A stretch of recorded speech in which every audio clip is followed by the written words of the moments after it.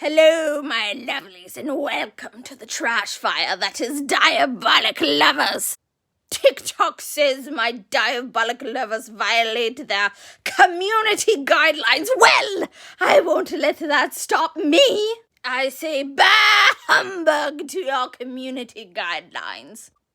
Although on a more serious note, this video will contain mentions of incest, pedophilia, and sexual assault, so if that makes you uncomfortable, please leave now. Back to the subject at hand. This manga/anime/otome game that was probably written by Satan himself features our protagonist Yui. And not one, not two, not even three, but six emo sadistic vampires with the mommy issues. And later on, in the second season, this number gets bumped up to 13! 13! I can hardly handle the first 6. Oh my gosh, because you can never have enough abusive men in your life, apparently. Then listen, I will reveal season 2 only if this video gets 2,000 likes and I get at least 100 subscribers. Not before then. It's not worth the trauma before that, okay? And frankly, I deserve a like and subscribe just for going through the trauma of rewatching this crap. Do it now. You owe me. You owe me. I'm doing this for you! Anyway, the anime starts with Yui just being randomly dropped in the middle of nowhere in front of this really ominous looking mansion that, as my husband pointed out when he saw it, doesn't even have like a doorbell. So, I mean, that's weird. I guess because they're vampires, they just like to pretend like they live in the 1800s or something. I don't know. And, you know, supposedly her dad was, like, a priest. And I don't know what kind of a priest just, like, would drop his daughter inside of a bund of vampires that are, like, just also the worst human beings I've ever seen in my life. Although I guess they're not technically human. I don't know. They're pretty bad, even by vampire standards. And there are some pretty terrible vampires out there. As far as media goes, vampires don't exist. I'm sorry to burst your bubble on that. But in any case, also his aesthetic is very much Catholic priest, and I don't think Catholic priests are supposed to have daughters. I mean, that doesn't mean that they don't, but still, it's kind of scandalous. But that turns out to be a non-issue because we find out, or Yui finds out pretty early on that, oh, my daddy's not my daddy, oh no!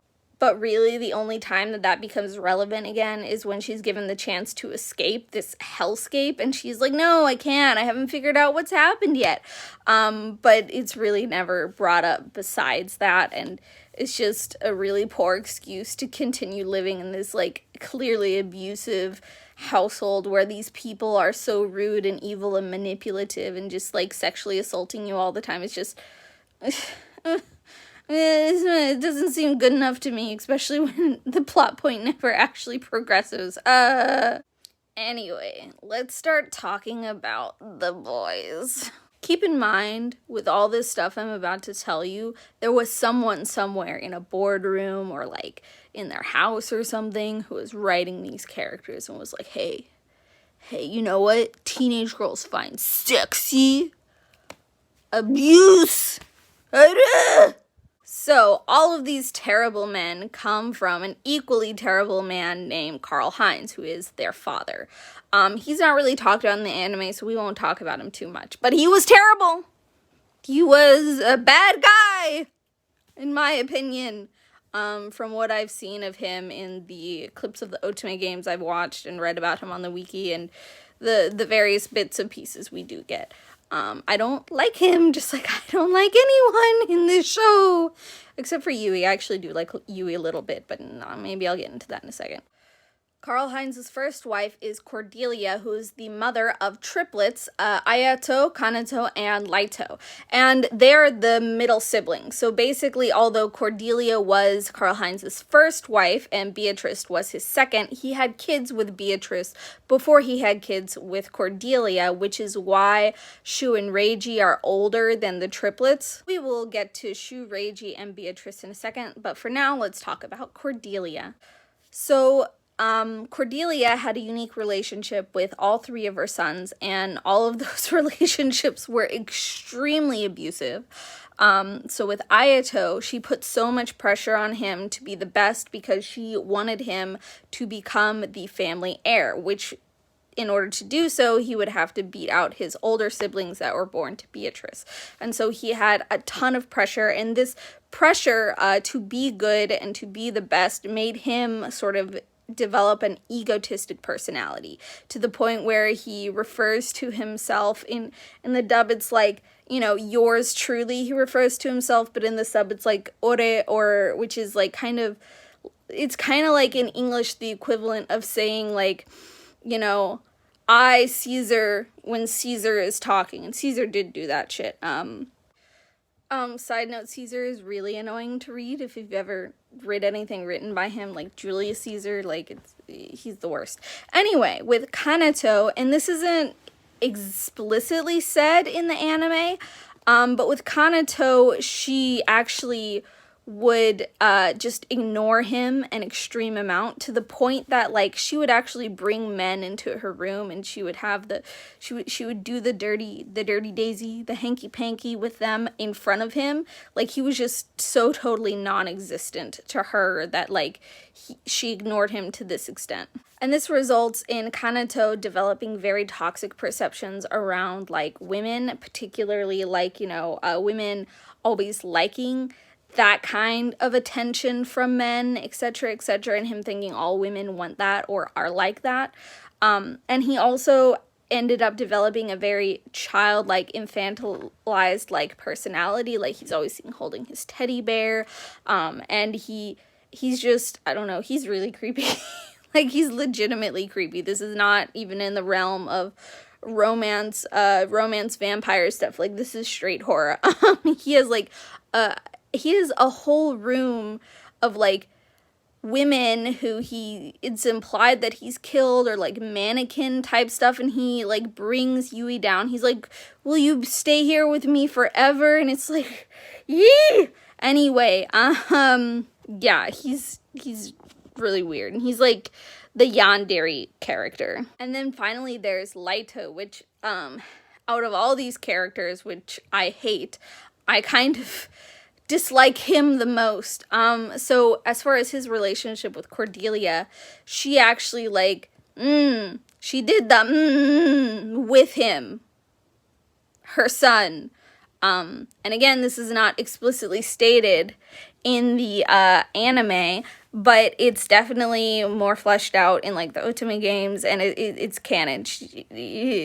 So, I mean, that's great. Like, she raped her son. It's rape and incest, and it's just so terrible in so many ways, and I can't imagine, like, what she's done to this boy. But now he's grown up, and he's basically become hypersexual, right?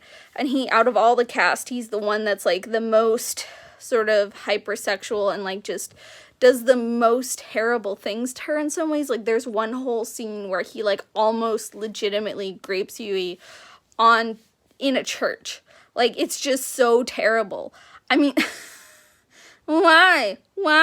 And I don't know, there's this weird thing they do with Yui where they make, like, her only personality trait being, like, believing in God. And it's like, that's cool, but it shouldn't be your only personality trait. And I feel like the only reason they put it in is because they think, like, this aesthetic of, like, I don't know, this, you know, demure, I believe in God, girl, being, like, seduced by these, like, demonic vampires is something that they're going for, and he just comes off as so weird and so playing into misogyny, and it's just the worst. Also, Laito calls Yui bitch-chan, or bitch in the English dub. So tell me, little bitch, where would you like it? And it's like, ugh, like, he calls her that all the time, as if it's, like, a nickname. If it isn't little bitch. And, like, it's not cute.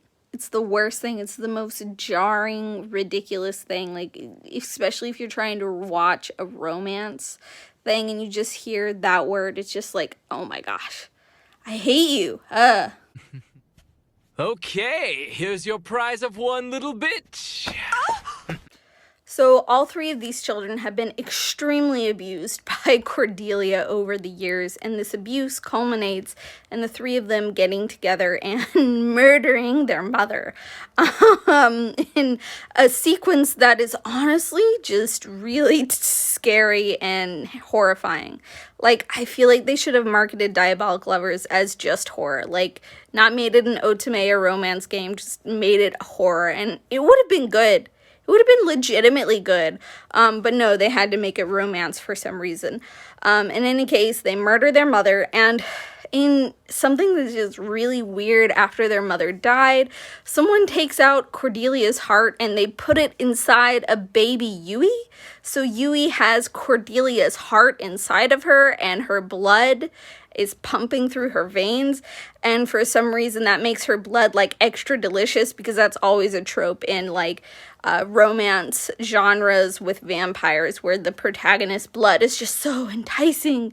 But it also like makes the triplets relationship with Yui slightly incestuous. So yeah, there's also that. Alright, so the second wife of Karl Heinz was Beatrice, and Beatrice actually gave birth before Cordelia did, as I explained earlier, and she gave birth to first Shu and then Reiji. And in comparison to what Cordelia did to her kids, like, Beatrice is a friggin' saint. Like, she seemed to have actually cared for her kids. The biggest thing that she did, though, was she gave far more attention and pressure to Shu, which made Reiji really jealous, and he ended up killing his mom because he was jealous of Shu, and it's just like, and it is true that she legitimately did neglect Reiji, I think, but she still, like, seemed to care for him. Like, when Reiji killed her, she was like, oh, I'm so glad that, like, this made you feel better, or something like that. I don't know if that's exactly what happened, but anyway, she's a lot better than Cordelia, at least. So in any case, there are two mothers have been killed by these crazy children at this point. Alright, let's talk about Shu and Reiji's relationship with Yui. So Shu is just asleep all the time while his family just completely assaults Yui, and tries to stay away from her as much as he can.